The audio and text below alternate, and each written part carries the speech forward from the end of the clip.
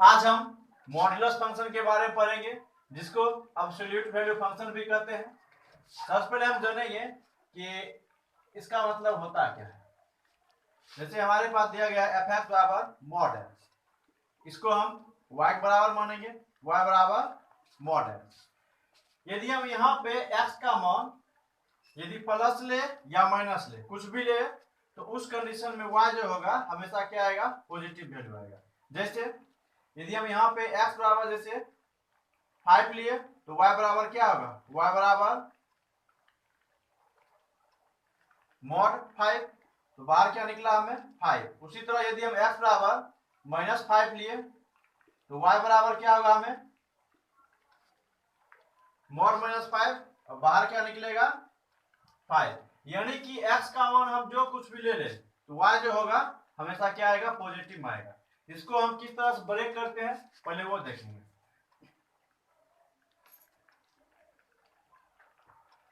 सबसे पहले हमारे पास जो मॉड के अंदर दिया गया है उसको हम 0 के बराबर रखेंगे। यहाँ पे हमें मॉड x दिया गया, y बराबर मॉड x। तो इसको हम इसके अंदर में जो भी वैल्यू हमें दिया गया उसको हम 0 के बराबर रखेंगे, x बराबर 0। यानी कि उसके बाद हम इसको सॉल्व करेंगे और x का मान निकालेंगे। हमें यहाँ x बराबर क्या मिला है 0। तो उसके बाद हम इसे संख्या रेखा पे 0 रखेंगे, इधर -∞ +∞, यहाँ पे 0 होगा। तो उसके बाद हम 0 से इस तरफ और 0 से इस तरफ कोई भी वैल्यू लेकर देख रहे हैं, उस कंडीशन में यह क्या होगा। यदि हम 0 से इस तरफ कोई भी वैल्यू ले रहे हैं तो उस कंडीशन में जो है x जो है क्या है, x पॉजिटिव होगा। और 0 से इस तरफ यदि आएगा तो x का मान क्या होगा, माइनस, x का मान माइनस होगा। उसी तरह यदि हमारे पास y बराबर मॉड x + 3 दिया गया, इसको हम किस तरह से ब्रेक करेंगे। सबसे पहले x + 3, इसको हम 0, इसको हम सॉल्व किए -3। उसके बाद हम इसको संख्या रेखा पर रखे, यहाँ -3 है। इस तरफ और इस तरफ इधर से हम कोई भी वैल्यू लेंगे तो उस कंडीशन में यह जो होगा पॉजिटिव आएगा, इसका वैल्यू पॉजिटिव आएगा। और इस तरफ यदि हम जाएंगे तो इसका वैल्यू क्या आएगा, नेगेटिव आएगा। इसको हम लिख सकते हैं इस तरह से, y बराबर x + 3 if x greater than और इक्वल टू 0। यानी कि जब x का मान यहाँ पे -3 होगा, जब x का मान -3 से बड़ा हो या बराबर हो तो उस कंडीशन में जो y होगा इसके बराबर होगा, y का मान x + 3 आएगा। और जब यहाँ इफ x लेस देन 0 यानी x लेस देन -3, यानी कि जब x का मान -3 से छोटा हो जाए तो उस कंडीशन में जो y होगा उसका मान किस तरह होगा, इस तरह से होगा। इसी तरह से हम इस फंक्शन को तोड़े हैं, यहाँ पे y बराबर x होगा। x कब होगा, जब x का मान 0 से बड़ा हो। -x कब होगा, 0 से छोटा हो। यानी कि यहाँ y बराबर एक बार x होगा और एक बार -x होगा। y बराबर x कब होगा, जब x का मान 0 से बड़ा या बराबर हो। और x बराबर माइनस कब होगा, जब x का मान 0 से छोटा हो। तो हम इसको समझते हैं।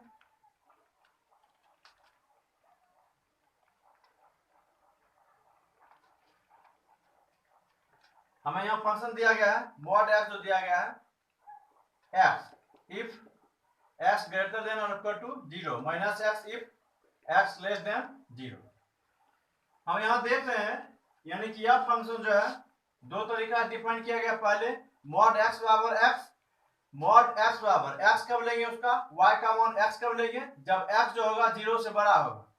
और -x कब लेंगे, जब y जो होगा जब x जो होगा 0 से छोटा होगा। जैसे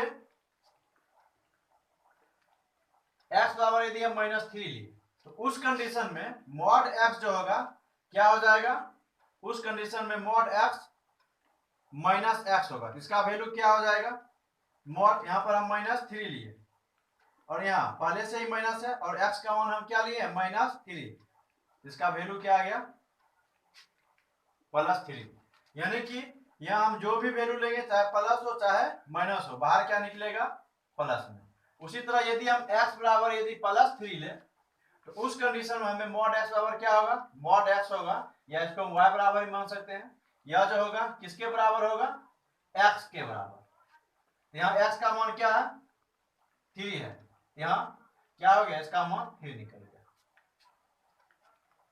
अब हम इस फंक्शन का रेंज, डोमेन और कोडोमेन देखते हैं।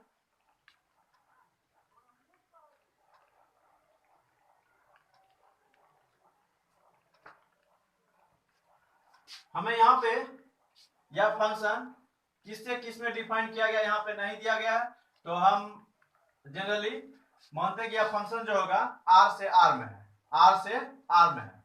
तो उस कंडीशन में y बराबर मॉड x, तो हम जानते हैं जो डोमेन होगा, जैसे यहाँ पे a भी है, यहाँ r से r में है, r से r में, इसको हम डोमेन कहते हैं। और यहां से जो भी इससे संबंधित होगा उसको हम क्या कहेंगे रेंज कहेंगे।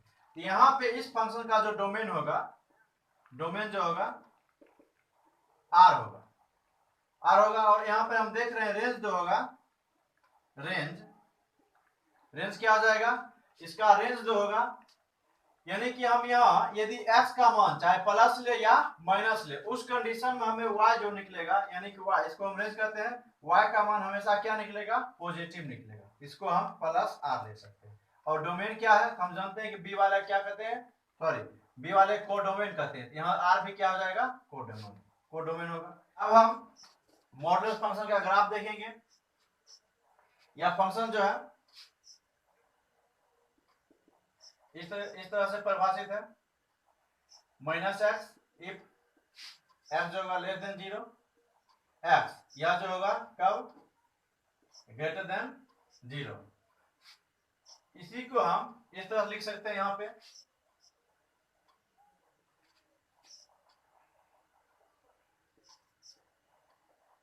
हम ग्राफ खींचते हैं इसका,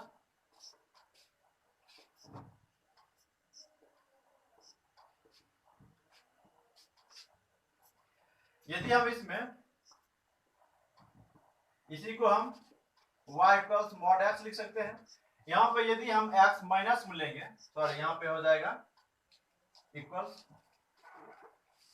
यदि हम यहाँ पे x माइनस ले या प्लस ले, हमेशा y क्या होगा पॉजिटिव होगा। जैसे हम यहाँ पे x यदि 0 ले लिए तो y हमें क्या होगा 0 हो जाएगा। यदि हम x 1 लिए तो यह क्या होगा 1 होगा, 2 लिए 2 होगा।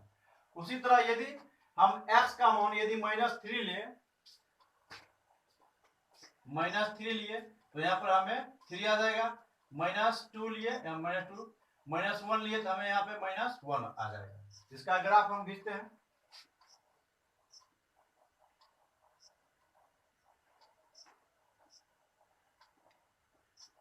x dash y dash 0 1 2 3 4 -1 -2 -3 -4 1 2 3 4 5। हम देख रहे हैं x0 y0, x1 y1, x2 y2, x3 y3। उसी तरह यदि x -1 तो y1, x -2 y2, x -3 3। इसका ग्राफ इस तरह से हो जाएगा।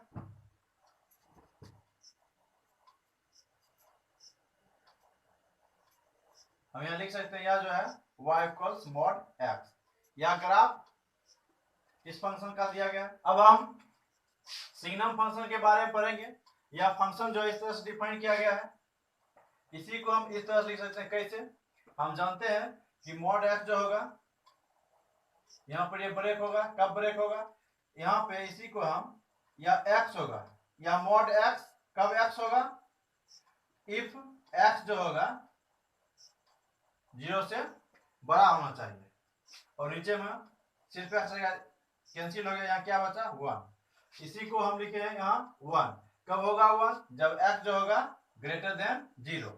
उसी तरह यहाँ पे फंक्शन कह रहा है जब x का मान 0 हो तो उस कंडीशन में उस फंक्शन का वैल्यू क्या आ जाएगा, 0 आ जाएगा।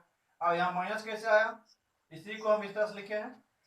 अब इसी को मॉड x जो है माइनस हो जाएगा। माइनस कब होगा, इफ x जो होगा लेस देन 0।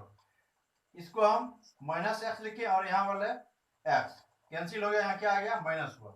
यानी कि इसी को इस रूप में लिखें। यह जो फंक्शन है इस तरह डिफाइन किया गया है, इसको हम सिग्नम फंक्शन कहते हैं।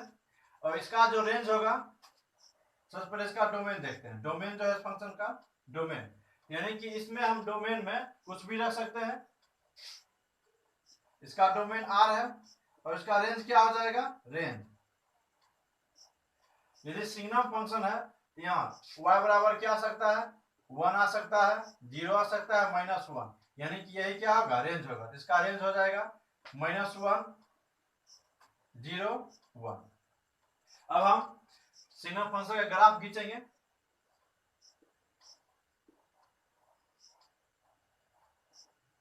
y dash x x dash 0 1 2 3 4 -1 -2 -3 -4 1 2 -1 -2। यहाँ पे हम देख रहे हैं, यहाँ पे एक्स वाई। यदि हम x इसमें x यदि 0 से बड़ा लेंगे, x का मान यदि 0 से बड़ा हो तो उस कंडीशन में y का मान क्या होगा, 1 हो जाएगा। यदि हम इसका मान लिए 1 तो भी 1, 2 तो भी 1, 3 तो भी 1। उसी तरह यदि हम x का मान 0 लेंगे तो उस कंडीशन में हमें y क्या मिलेगा, 0 मिलेगा। x 0 तो y 0। उसके बाद यदि हम x का मान -1 लेंगे, -1 तो भी -1 आ जाएगा, y का मान हमें -1 आएगा।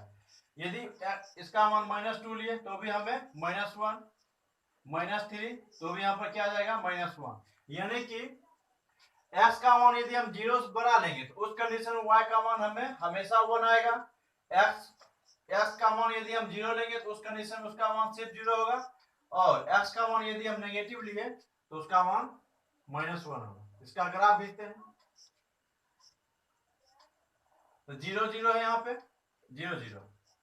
उसके बाद 1 1, उसके बाद 2 1 3 1 4 1 5 1। और उसके बाद हम यहाँ देख रहे हैं जब y का मान जब हम 0 ले जब x का मान 0 लेंगे उसी कंडीशन में हमें y का मान 0 मिलेगा। लेकिन जब हम x का मान 0 से थोड़ा बड़ा लेंगे, 0 से थोड़ा बड़ा, यानी कह रहा है कि इसमें 0 से बड़ा होना चाहिए। तो 0 से यदि हम इसके बीच में भी लिए तो यहाँ से 0 से 1 के बीच में भी लिए तो उस कंडीशन में भी उसका मान क्या आ जाएगा, 1 आ जाएगा। ये हम लिखते हैं 1। इसका ग्राफ जो होगा कुछ इस तरह से होगा। और उस कंडीशन हम देख रहे हैं चूंकि यहाँ पे 0 0 हो गया तो यहाँ पर क्या करते हैं, इसको हम इस तरह से लिखते हैं। यानी कि इसमें 0 शामिल नहीं है, 0 से बड़ा हर बिंदु क्या इसमें शामिल है। इसका ग्राफ इस तरह हो गया। उसके बाद -1, x का मान -1 उसी तरह, यानी कि 0 से छोटा, यानी 0 छोटा, इसके और इसके बीच में भी लेंगे तो क्या आएगा, उसका मान -1। इसका भी इस तरह से होगा।